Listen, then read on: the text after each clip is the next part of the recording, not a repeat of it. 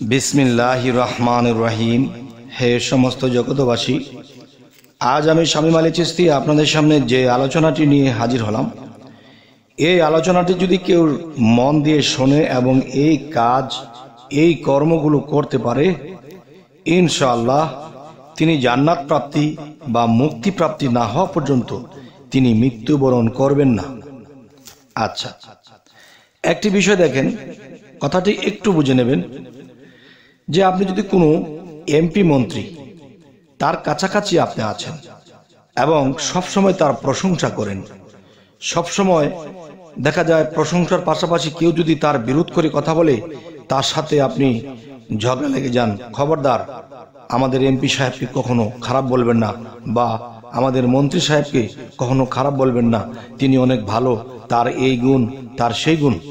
তখন কিন্তু এরকম বেশ কিছুদিন যদি সেই মন্ত্রীর পাশে থেকে আপনি এসব বলেন, তখন আপনি যে কোনো একটা বিপদে বা যে কোনো একটা সমস্যায় পড়ে যাবেন, তখন কিন্তু সেই মন্ত্রী আপনাকে রক্ষা করবে। কেননা আপনি তাকে ভালোবাসেন, তার গুণ আপনি প্রচার করেন, সে যে ভালো মানুষ তা প্রচার করেন। তখন সে যদি একবার জানে, তাহলে সে কিন্তু আপনার মহা বিপদ থাকলেও সেখান থেকে রক্ষা করে নিয়ে আসবে। কেন? আপনি তাকে ভালোবাসেন, তার প্রশংসা গান। তাই আমি ছোট একটা কথা দিয়ে বললাম, পৃথিবীর এমপি মন্ত্রী আল্লাহর কাছে তো কিছুই না, তারপরও যুক্তি দ্বারা এটা বলতে হলো। তো এখন যেটা বলবো যে আল্লাহর কোন প্রশংসা, কোন কাজগুলো, কোন সাধনাগুলো, কোন নিয়মগুলো পালন করলে যে সাথে সাথে আল্লাহ আপনাকে রক্ষা করবে এবং আপনি মৃত্যুর আগে আপনার সাধনা কর্ম আমল হিসেবে আপনি যদি জান্নাত প্রাপ্তি হন তবে জান্নাত প্রাপ্তি হয়ে যাবেন। আর যদি আপনি মুক্তিপ্রাপ্ত হন, সেই আত্মার মুক্তিপ্রাপ্ত হয়ে যাবেন। যতক্ষণ পর্যন্ত না হবেন ততক্ষণ পর্যন্ত আপনার কাছে আজরাইল আসবে না। এই কথাগুলো আমি আপনাদেরকে ভেঙে বলছি, অবশ্যই খেয়াল করে শুনবেন। দেখুন, আমরা কিন্তু ছোটবেলা থেকে এ পর্যন্ত পড়ে এসেছি, যতদিন বাঁচবো এটা পড়ব। যে আমরা বলতেছি কি সূরা ফাতিহার মধ্যে যে সিরাতাল মুস্তাকিম, সিরাতাল মুস্তাকিম, তার মানে সিরাতাল মুস্তাকিমের সহজ সরল পথ আল্লাহ আমাদেরকে দান করুন। তাহলে আমরা এই যে শুরু করেছি ছোটবেলা থেকে, কিন্তু আল্লাহ দান করলো কিনা তাও জানি না, দান করবে কিনা সেটাও জানি না। তাহলে দান করবে সহজ সরল পথ, এটাই কিন্তু আমরা বলে যাচ্ছি। যদি দান করে দিত, তাহলে আর সেই দান করাটা যদি আমি জানতাম, তাহলে আর আমি এটা চাইতাম না। যাক, এটা গেল একটা সাবজেক্ট। এরপরে আসি যে সূরা ইখলাস, যে কুল হু আল্লাহ, এটার মধ্যে কি বলা হয়েছে? আল্লাহ মহান কেন? আল্লাহর পরিচয় পত্রটা কিন্তু এই কুল হু আল্লাহ, যে ইখলাস সূরার মধ্যে কিন্তু আল্লাহর পরিচয় পত্রগুলো দেওয়া হয়েছে। যেমন আল্লাহ এক, আল্লাহ অদ্বিতীয়, আল্লাহ জন্ম নেন না, আল্লাহ জন্ম দেন না।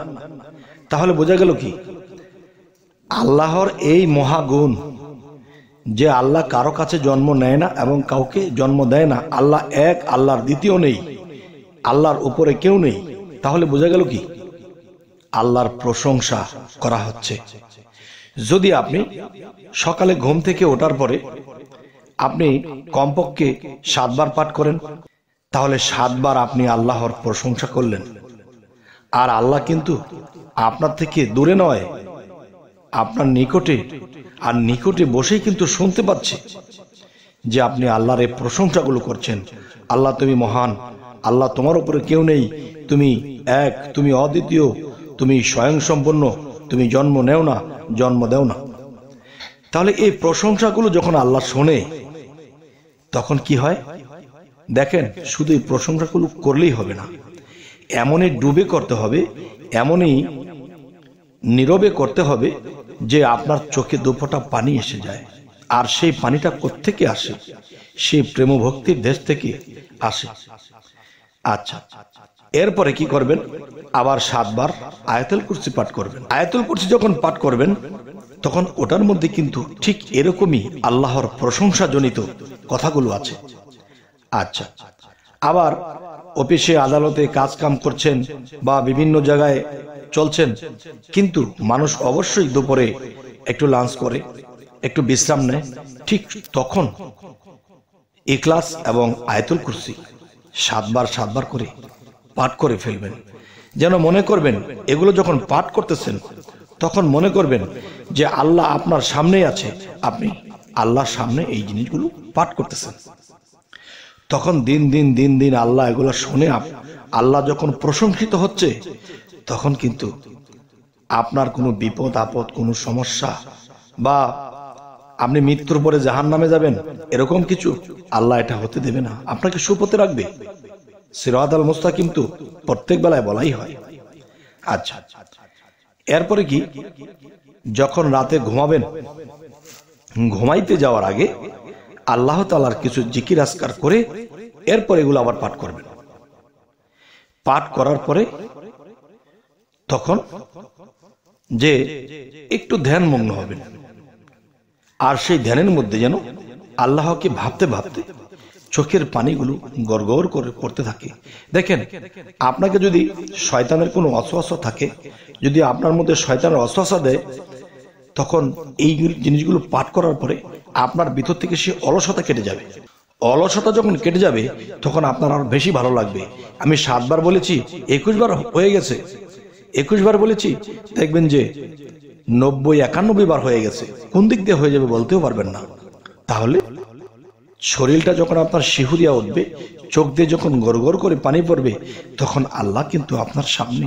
আপনি যা কিছু বলছেন, আল্লাহর যা গুণ আপনি প্রকাশ করছেন, এটা কিন্তু আল্লাহ আপনার সামনে। তখন আপনার শরীর শিহুরে উঠছে, এমন লাগছে যদি আমি আল্লাহকে আমার এই দৃষ্টি চক্ষু দিয়ে দেখতে পারতাম, তাহলে আমি আল্লাহর চরণের মধ্যে পড়ে যাইতাম। তবে হে সমস্ত জগতবাসী, আজকের এই আলোচনাগুলো কেন করা হলো? দেখেন, মানুষ কিন্তু নামাজের মধ্যেও এই সূরাগুলো পাঠ করে। পাঠ করলে কি, তখন কিন্তু যে আপনি নীরবে বসে যখন চোখের পানির সাথে আপনি ধ্যানের সাথে যখন আপনি ভক্তির সাথে যখন আপনি এটা করবেন, এটা এক বিষয়। আর নামাজে ওঠ বসের মাধ্যমে কোন সূরার পরে কোন সূরা, তখন কিন্তু ধ্যানমগ্ন ঠিক থাকে না, সে ভাবমূর্তি থাকে না, মন চলে যায় অন্যদিকে। কিন্তু আমি আজকে যে আলোচনাটি করলাম, এই বিষয়গুলো যদি আপনি দেখেন, একটা সপ্তাহ করুন, দেখবেন আপনার জীবন পাল্টে যাবে, আপনার অন্তর প্রসারিত হয়ে যাবে, আপনার ভিতরে আত্মা আলোকিত হয়ে যাবে, জীবনটাই ধন্য হয়ে যাবে। আর এই নিয়ম যদি মৃত্যু পর্যন্ত চালিয়ে যেতে পারেন, কি হবে জানেন? আল্লাহ আপনাকে জাহান্নামে দিতে লজ্জা পাবে। আল্লাহ আপনাকে যদি দেখে মুক্তিপ্রাপ্ত হয়ে গেছে, কিন্তু সেই মুক্তি আপনাকে দিতে হবে, যদি না দেয় তাহলে আল্লাহ লজ্জিত হবে। হে সমস্ত জগতবাসী, আজকের এই কথাগুলো আমি আমার অন্তরের অন্তঃস্থল থেকে বলেছি। যদি বিশ্বাস করেন তাহলে একটা সপ্তাহ করে দেখেন যে আপনার জীবন পাল্টে যাবে। আর আল্লাহর প্রতি এতই প্রেমিক হবেন যে একটা জিনিসকে দেখেন, পৃথিবীতে কোনো ছেলে যদি কোনো মেয়েকে ভালোবাসে, তাকে দেখার জন্য কিরকম আত্মহারা হয়, ঠিক এর চেয়ে 70 গুণ আত্মহারা যে কখন টাইম হবে আমি এই কাজগুলো করব, এবং কখন টাইম হবে আর আমি আমার চোখ দিয়ে পানি ঝরাবো। আর তখন কি হবে? আল্লাহ কিন্তু ওই সময়ে আল্লাহ হাজির থাকে। কেন? আমার এই বান্দা আমাকে যেভাবে প্রশংসা করে, যেভাবে আমাকে ডাকে, তখন আল্লাহর মায়া লেগে যায়। তখন আল্লাহ কিন্তু আল্লাহর চোখের আড়াল আপনাকে করবে না। আর আল্লাহর চোখের আড়াল যে না হবে, তার জীবন ধন্য, ইহকাল ও পরকাল ধন্য। তবে হে সমস্ত জগতবাসী, জানি না আমার এই আজকের আলোচনা আপনাদের কেমন লাগলো। আর যদি কেউ মানতে পারেন, ইনশাল্লাহ ফল পেয়ে যাবেন, 1 সপ্তাহে ফল পেয়ে যাবেন, প্রেমিক হয়ে যাবেন, আল্লাহর রাসূলের প্রেমিক হয়ে যাবেন, ভয় থাকবে না ইহকাল পরকালে। তবে আমাদের এই চ্যানেলটি যদি আপনাদের ভালো লাগে তো অবশ্যই সাবস্ক্রাইব করে নেবেন, এবং পরবর্তীতে যেন ভালো আলোচনা দিতে পারি, ফেসবুক হলে ফলো করে নেবেন। সকলে ভালো থাকবেন। আল্লাহ হাফেজ।